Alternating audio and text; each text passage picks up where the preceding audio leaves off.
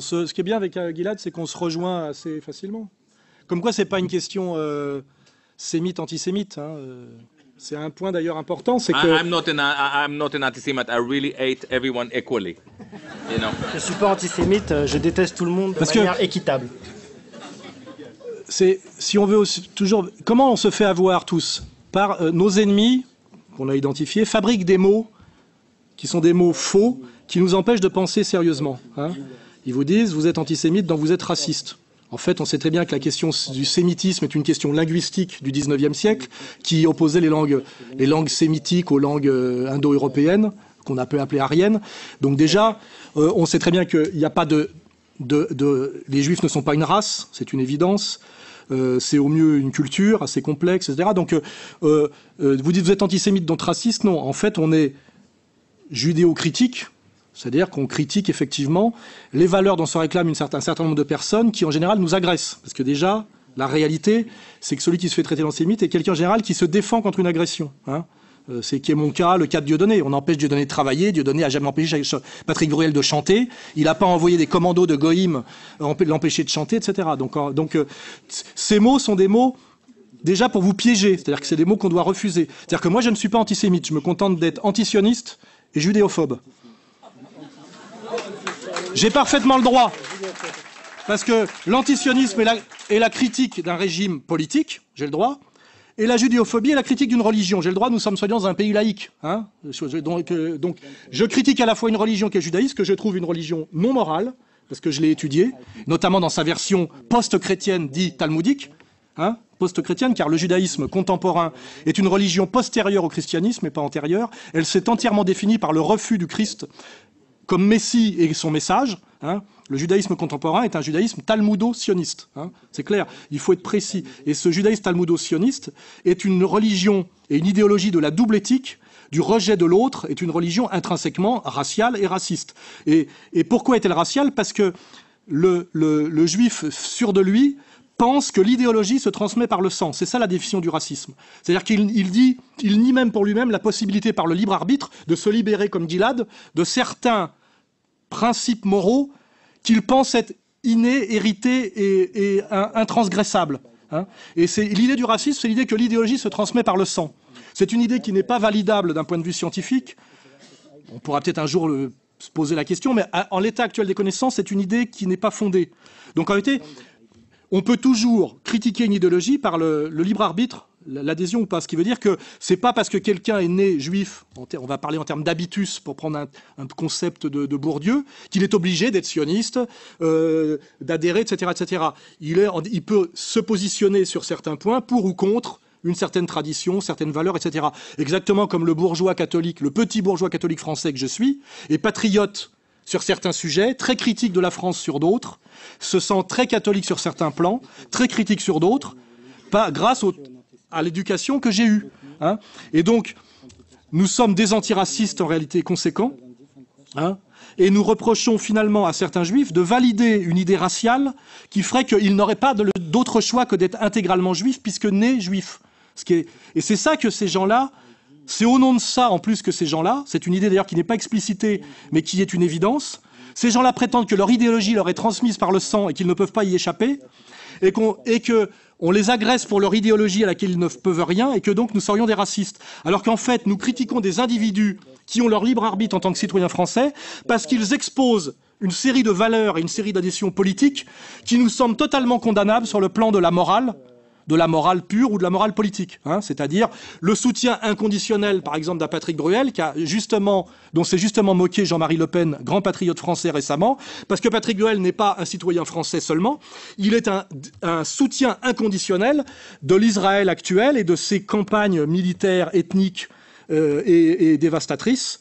Et donc, on a le droit de critiquer Patrick Bruel pour ses positionnements moraux politiques qui sont explicites et évidents. On ne le soupçonne pas en tant que juif d'être sioniste, il le dit lui-même, et de critiquer Patrick Bruel pour ses positionnements politiques et moraux ne fait pas de nous des antisémites. Or, tout le système de culpabilisation et d'agression est un mensonge total qui est d'autant plus insupportable qu'il contrevient à tous les principes qui ont fondé notre soi-disant République française démocratique et droit de l'homiste. Hein. C'est-à-dire que nous avons des suprémacistes raciaux qui pratiquent ou qui soutiennent une politique d'extrême droite qui nous agresse parce que nous les critiquons au nom des valeurs qui sont en réalité les nôtres et au nom desquelles nous les avons émancipées en 1791. C'est-à-dire que nous sommes dans une inversion intégrale du sens et de la morale. Vous remarquez que quand on parlait de la communauté juive, contrairement à ce que croient les juifs idiots, notamment nos séfarades de la LDJ chez nous, les marchands de jeans du sentier qui se prennent pour des warriors et qui ont un QI de 80 mais qui vous citent en permanence Einstein, hein, alors qu'ils savent à peine compter jusqu'à 4, on sait de qui on parle. Donc, contrairement aux juifs idiots et aux juifs intelligents, qui vendent l'idée d'une unité du peuple juif, d'une cohérence du peuple juif, c'est un peu l'idée du peuple classe d'Abraham Léon, qui est assez fausse, à mon avis. Il y a, comme le disait très bien Douglas Reed, que nous avons édité et qu'on nous a interdit d'éditer, une lutte des classes à l'intérieur de la communauté juive. Hein. C'est-à-dire, en fait, des juifs riches qui utilisent les juifs pauvres, qui s'en moquent et qui ont des stratégies qui vont contre le juif pauvre. On peut aujourd'hui citer exactement l'arrogance et l'agressivité d'un Bernard-Henri Lévy, dont tous les choix politiques et stratégiques augmentent la mise en danger des juifs populaires. C'est une évidence. Hein. Parce que plus on voit Bernard-Henri Lévy à la télévision, plus le peuple de France a tendance à devenir antisémite, et il est antisémite envers les juifs qu'il côtoie au quotidien, qui sont malheureusement ceux qui n'y sont pour rien et qui partagent leur misère. Hein. C'est une catastrophe. Ce qui veut bien dire qu'il y a en fait des antagonismes de classe à l'intérieur de la communauté juive généralisée. Mais ces antagonismes de classe sont masqués par quoi? Par le tribalisme, c'est-à-dire par la solidarité tribale. C'est un paradoxe que c'est un juif, Marx, qui nous a enseigné les antagonismes de classe, et le monde entier a validé cette théorie qui peut être assez violente. Et la seule, finalement, communauté qui n'a pas validé la lutte des classes, c'est la communauté juive, en réalité, par la solidarité tribale. Vous remarquerez que vous ne verrez jamais un juif pauvre critiquer un juif riche, pratiquement. Pourquoi? Parce qu'il y a ce pseudo-concept d'antisémitisme. Vous voyez? Si vous vous mettez à critiquer, en tant que juif prolétaire, un juif prédateur, d'un seul coup, vous dites non, je vais tomber dans l'antisémitisme. Et cette solidarité tribale est ce qui empêche notamment aux juifs du peuple de comprendre que parfois de suivre leurs élites juives jusqu'au bout est très dangereux pour eux-mêmes. Vous voyez ? Et c'est la vraie question actuelle quand par exemple les élites juives françaises se plaignent du vote populaire Front National aujourd'hui et qu'ils incitent le juif populaire à non pas réfléchir par rapport à ses intérêts de classe ou à sa position dans l'appareil de production, où il aurait intérêt finalement à être néo-nationaliste, protectionniste, etc., mais à suivre ses élites juives, ils le mettent en danger et socialement et aussi par rapport aux autres populations souffrantes goy, comme traîtres de classe, vous voyez. Et si vous comprenez bien ça, ce qui veut bien dire que qu'est-ce que le tribalisme juif, c'est quoi? C'est en fait le nationalisme juif. C'est l'idée que l'appartenance à une communauté transcende les antagonismes de classe. Or, cette vision, qui a une réelle validité, notamment chez les juifs, est interdite aux goy, et non seulement vendue par les élites juives, mais interdite aux goy. Parce que chez les goy, ça s'appelle le nationalisme. C'est l'idée que quand on appartient tous à une nation, on peut essayer de juguler un peu les antagonismes de classe par la solidarité nationale. Vous voyez ? Or, ce qui est très étrange aujourd'hui, c'est que nous sommes dans une situation où les juifs pratiquent un nationalisme exacerbé, qui s'appelle finalement le tribalisme juif, et qu'ils appellent eux-mêmes la lutte contre l'antisémitisme ou la haine de soi. C'est comme ça qu'ils définiront Gilad Asmon. Un juif qui est dans la haine de soi, pas un juif qui est dans l'autocritique ou qui est dans la conscience, vous voyez. Ils sont eux-mêmes dans l'hystérie nationaliste et ils interdisent tout nationalisme, le plus cohérent qu'il soit, pour nous, les goïms, comme du fascisme, vous voyez. Ce qui veut bien dire que c'est une perversité fonctionnelle, qui est non seulement une double éthique, mais une escroquerie, qui veut dire qu'eux-mêmes se protègent, les élites juives, je parle, protègent leur pouvoir en faisant croire aux juifs du bas qu'ils ont intérêt à les suivre, alors que c'est objectivement une catastrophe pour eux. Ça a été vérifié de façon récurrente dans l'histoire depuis 2500 ans. Mais en revanche, quand il y a de la solidarité vertueuse, qui serait notamment l'idée d'égalité-réconciliation, c'est-à-dire que les citoyens d'une nation essayent d'adoucir les antagonismes de classe fatale par la division du travail, par une solidarité en appartenant à une grande communauté, qui est la seule communauté qui a le droit d'exister, qui est la communauté nationale, je rappelle, là ils se font traiter de fascistes et de crypto-fascistes, par ceux-là même qui pratiquent un nationalisme exacerbé, c'est-à-dire les Bernard-Henri Lévy, les Attali, etc., etc. Et c'est C'est ce mécanisme absolument pervers qu'il faut dénoncer, car c'est le mécanisme même de la domination des élites juives sur leur propre masse juive et des élites juives sur la communauté nationale tout entière, qu'on pousse finalement à la haine de classe, dans une stratégie du diviser pour régner, avec en plus, on peut intégrer en plus dans cette idée la question de l'immigration, qui vient rajouter encore de la violence, car il ne vous a pas échappé que tous ceux qui ont organisé l'immigration dans les années 70, c'est-à-dire le capital français représenté par Bouygues, hein, les loges maçonniques au nom d'un espèce d'universalisme abstrait, et la haute communauté juive, vous pouvez le vérifier par toutes les vidéos qu'on a mis en ligne, hein, ceux qui ont organisé l'immigration contre le peuple français, en général, et sur le plan de la protection des acquis sociaux et du travail, et sur le plan, comment dirais-je, de casser une certaine solidarité fondée sur le partage de la culture, la cohérence ethnique et la religion. Hein, donc on a rajouté des problèmes. Ceux-là même qui ont organisé ça dans un but de diviser pour régner sont ceux aujourd'hui qui se plaignent des conséquences fatales qu'ils ont totalement organisées. Pourquoi? Parce que la colère de l'immigré ne tombe plus systématiquement sur son voisin français de base, mais par la cause palestinienne et l'histoire de la deuxième intifada, commence à tomber sur la communauté juive et sur les élites juives. Donc aujourd'hui, on vous montre l'immigré qu'on n'appelle plus Chance pour la France, mais islamiste et terroriste en puissance. Et vous voyez que cette stratégie s'aggrave tous les jours avec l'affaire Mera, avec l'affaire de Bruxelles aujourd'hui, avec ces pseudo-réseaux djihadistes bidons qui ont été de toute façon entièrement montés par Fabius, hein, à l'époque où il fallait aller taper sur Assad. Vous voyez à quelle vitesse ces gens-là se mettent à retourner leurs alliances et à vous prendre pour des imbéciles. Hein. Car le seul qui disait à l'époque que cette stratégie était catastrophique, c'était qui?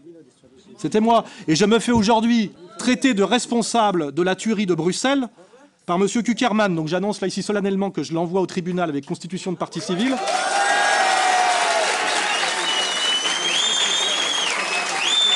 Car M. Kuckerman, en tant que patron du CRIF, et je dirais même maître de notre ministre des Affaires étrangères, Fabius, qui est un sioniste de première bourre, a fabriqué de toutes pièces ce djihadisme français, hein, dont il se plaint aujourd'hui, alors que moi-même je dénonçais les dangers de ce djihadisme. Hein. Et nous avons toutes les preuves des filières d'argent, depuis l'affaire libyenne, puis l'affaire syrienne, que tout ça a été voulu et organisé par nos propres élites, que j'appellerais sionistes. Hein. Et ce qui est insupportable chez ces gens-là, c'est la manière dont ils sont capables de retourner leurs alliances et leurs stratégies sans jamais assumer leurs responsabilités morales et politiques, en nous prenant toujours pour des imbéciles, alors que des fois c'est sur des reculs de 3 ou 4 années, même moins, 2 ans. Aujourd'hui, les mêmes qui vous disent le vrai danger aujourd'hui c'est le djihad, et ces jeunes Français qui s'engagent dans le djihad en Syrie, sont les mêmes qui l'année dernière se vantaient de les aider à aller faire le djihad contre le vilain dictateur Assad. Hein. Et ces gens-là, non seulement osent faire ça, mais disent en gros que le responsable aujourd'hui de ce djihadisme français serait Alain Soral. Alors que je luttais contre, dès le départ, rappelez-vous sur l'affaire libyenne et syrienne, j'étais un des premiers, je ne parlerai même pas des révolutions de Jasmin et du printemps arabe. Les élites du CRIF, qui sont les seuls intéressés à l'antisémitisme, car c'est leur rente, hein, c'est leur seule justification. En fait, ce sont des fabricants, des producteurs d'antisémitisme, pour 2 raisons, maintenir leur domination sur nous, et maintenir la communauté de base juive qui n'a pas d'intérêt commun avec eux en termes de lecture de classe dans la soumission par la paranoïa.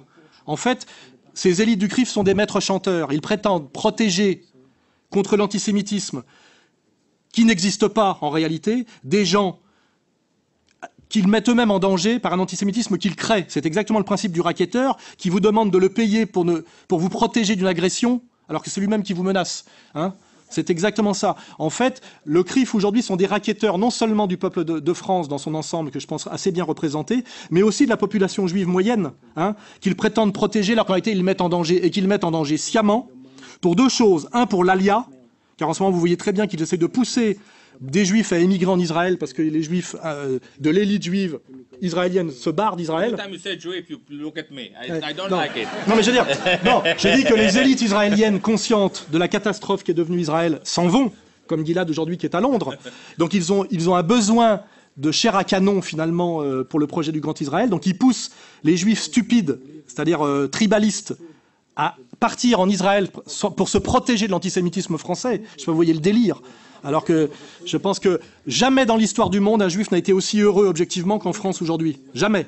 C'est une évidence. Si on fait de l'analyse sociologique et historique, le sommet du confort social, moral, c'est sans doute la France d'aujourd'hui. Et on vous fait croire aujourd'hui que les Juifs seraient en danger en France. Ces élites communautaires juives qui sont illégitimes.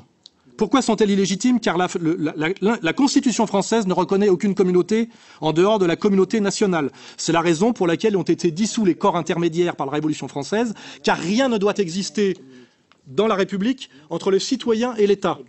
Donc les communautés, en réalité, n'existent pas. Il n'existe que la communauté nationale dans le droit institutionnel français. Ce qui veut dire que M. Kuckerman, non seulement ne représente statistiquement qu'un juif sur 6, mais il représente quelque chose qui n'est pas reconnu par l'État français, c'est-à-dire le communautarisme. Ce n'est pas reconnu. C'est-à-dire que ce type qui ne représente rien, et statistiquement, et légalement, donne des ordres à la France entière, se fait appeler président par les présidents successifs, organise un dîner annuel où tous les corps constitués viennent se prosterner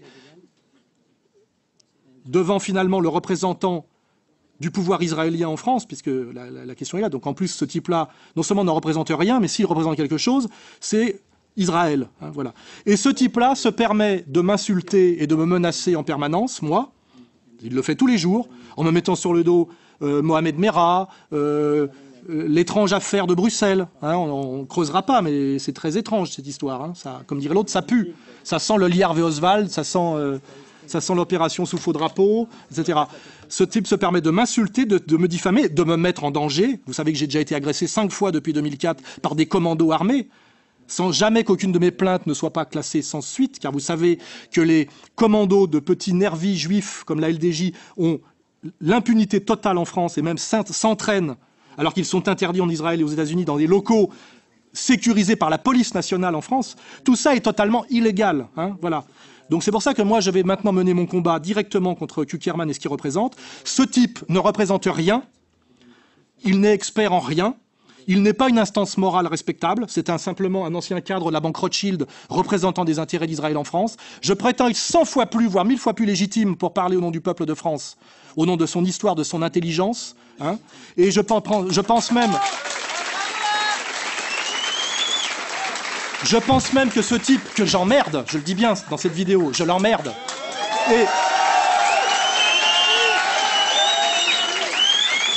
Et le pire danger pour ce que j'appelle, avec Jacob Cohen, les juifs du quotidien. Le problème de l'antisémitisme aujourd'hui, c'est pas Dieudonné, c'est pas Soral. Il n'y a pas de problème d'antisémitisme en réalité si M. Kuckerman et sa clique voulaient arrêter de mentir et fermer un peu leur gueule.